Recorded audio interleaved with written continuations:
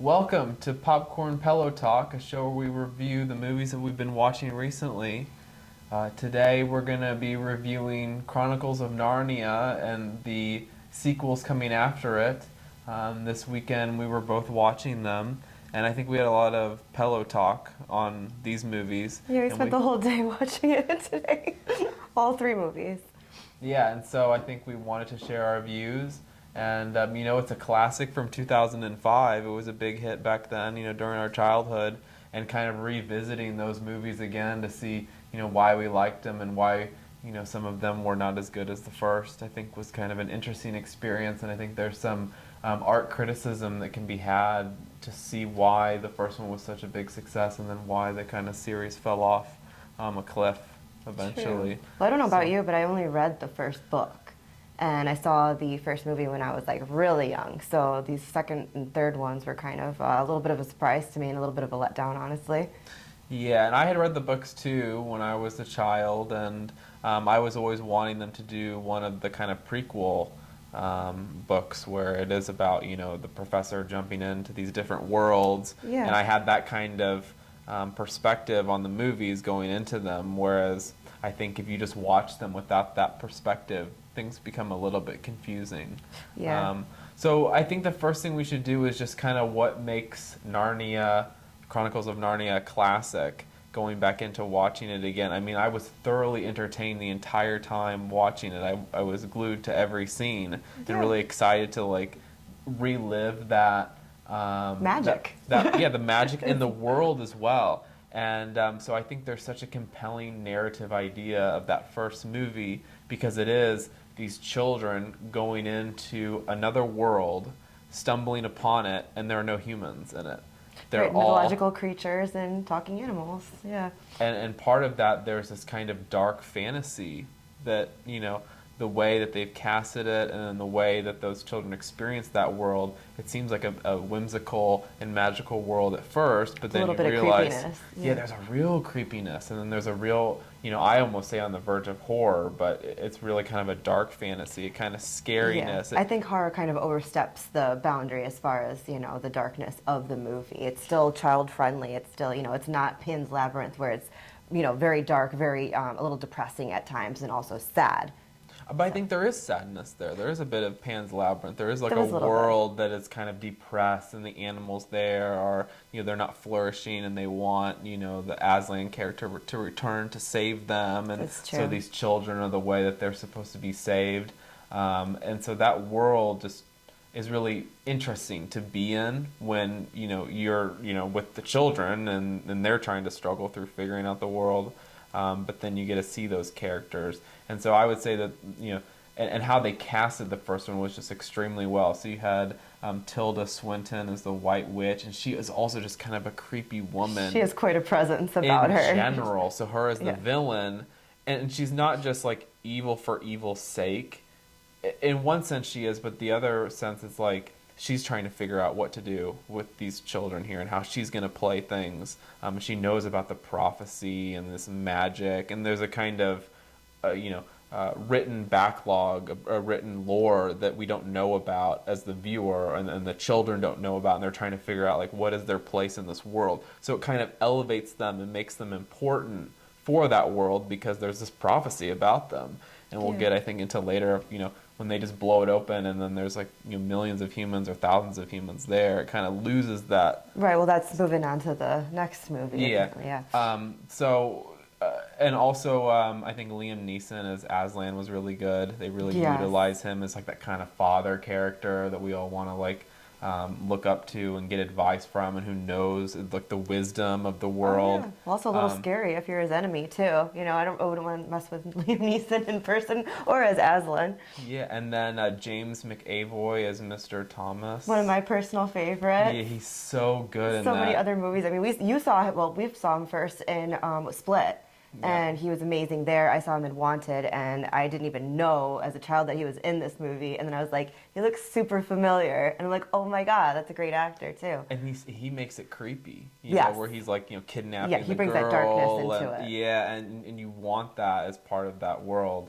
And so the other thing I would say about the first film is there's excellent music to it. Yeah. I still listen to the soundtrack to this day, and You do. No, I listen to it in his car on the way to work. It does. So, but there's like that kind of love to this movie that I can tell someone really enjoyed the books as a kid, and the people who made that movie, they wanted to paint a beautiful picture for everyone to see. Yes. Regardless if you're just a child watching it, even if you're as an adult, you can see those darker narrative, those darker tones to the movie, and that it takes a lot of effort, and there's a kind of Right. love that one needs in all elements of the movie, not just the narrative, not just the casting, but also things like the music and the world building too.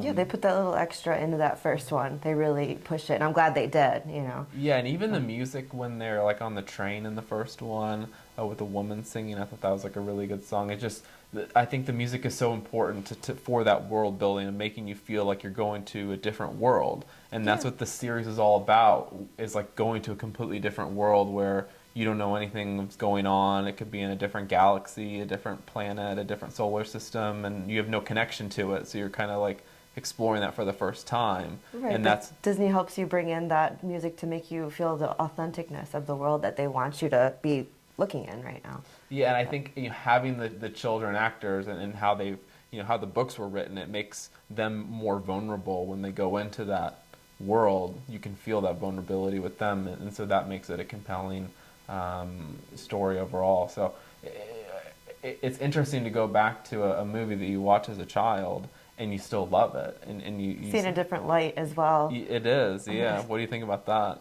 I like it. I get a whole new appreciation for it. And stuff that I've noticed, not as a child, and some of the, like you said, adult undertones with it. So yeah, it was a pleasure to watch. Do you have any criticisms of the first film? Do you think they could have? I really can't say. I mean, just having saw the other two movies and kind of save all my criticisms for that. Yeah. But yeah, no, the first one was just as good, if not better, than I remember it, and the books together. It's a very accurate portrayal of what you picture when you're reading the book. Yeah, and I would say I don't really have that many criticisms of it either. It's its own. They could have just kept it as that one film, and it would have been just as good. Yeah. And maybe they should have. So yeah, I don't really have it. It really is like a classic. Do you want to give it a score, just the first film, and then maybe we'll give scores of the sequels? Yeah, I mean, for the whole Narnia series and overall, I'd probably give it, an 8.5. It's the first one? Yeah, just the first, yeah. And, okay. It's a good one. It's Yeah. definitely, it is a classic. Yeah, I would say mine would probably be a 9 out of 10. I think that's, where... Well, you appreciate, a little bit more of the art about it, too. So. Yeah, and the soundtrack. And if you get a spot on my, phone as a permanent soundtrack download, I think that you're a winner in this that's book, a winner. Okay, so do we want to move on to the sequels and what we think of those? Yeah, so Prince of Caspian was the second one we watched. Yeah, it came out a few years later after the 2005 one. Yeah, we actually finished that one as well. We did. I fell asleep on it midway through. That's true. You woke up to catch the end. Yeah. I finished it all the way through, and that one was all right. There was a little bit more people, like you were saying. There's a lot less. It's like the ratio of mythological creatures to humans was a little bit tilted on this one. Way more people, and my question was, how did they even get there? I know this is supposed to take place a century later, according to Narnia time.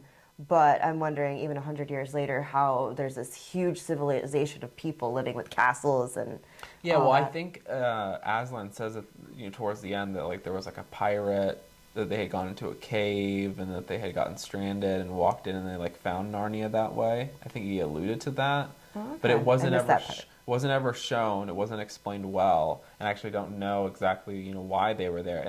And that's the thing. So the sequels, it's like a completely different movie to me. Yeah. They have the same children actors in it, but it loses everything that made the first one great. They kind of flip it on its head, and possibly that's because of just the books and how they were written. But I also think it wasn't given the same kind of love that the first one was given. And just like, for example, they clip some of the good songs from the first one and use it. But then the rest of the songs are just like standard Disney action film. Yeah, just generic Disney orchestra is what I like to call it when I hear these, especially the newer Disney movies. Right, and so you lose that kind of magic. You lose the the villain is just a generic human who is out to kill the prince, and it's just kind of a generic medieval story of action. Yeah. You lose the fantasy, the dark fantasy. There are no real creepy moments in the second one. It's all just No. kind of like Disney Channel, teenagers or young children could watch it and just like have a good time. The kids against the adults also, kind of. I don't know Yeah. exactly what the drama is between the prince and his uncle Yeah. in the movie. I must have missed something there too, but I mean, again, it's probably something in the books that could be explained easier. Yeah, it's almost like a time travel movie where you have children time traveling into medieval Yeah. world rather than the first one where it's like, all mythological creatures. It's a different and world, yeah. Yeah, it's like a totally exotic place to explore, and you're interested in seeing where is that place going, what is the lore behind everything. But once it's just medieval castles and knights and fighting each other in battles, you lose that, and you lose the kind of creepiness. Like there's no James McAvery and Yeah, well, what else we lost too for most of the movie actually was Aslan. Yeah, he wasn't in it. He got like 2 or 3 lines in the whole thing. Yeah, I mean, he was missing in action pretty much the whole movie until Lucy goes off to find him, and it's just he doesn't get a lot of face time in this one, unfortunately. Yeah. Also, there were some big plot holes that they didn't really explain. I think the biggest one is that one of the characters, Edmund, he just comes up with a flashlight in the middle of the for castle. the signal. Yeah, he's signaling with them. batteries. Is that a and- flashlight? And he's right next to torches, Yeah. and everyone's using catapults with wooden, mechanisms in it and everything, and it's all torches. And this kid has a flashlight. And there was a scene prior where they like couldn't see anything, and they're in a dark cave, and they're like, "We gotta That find too. these torches." And I'm like, Yeah. "It would have been great to use the flashlight."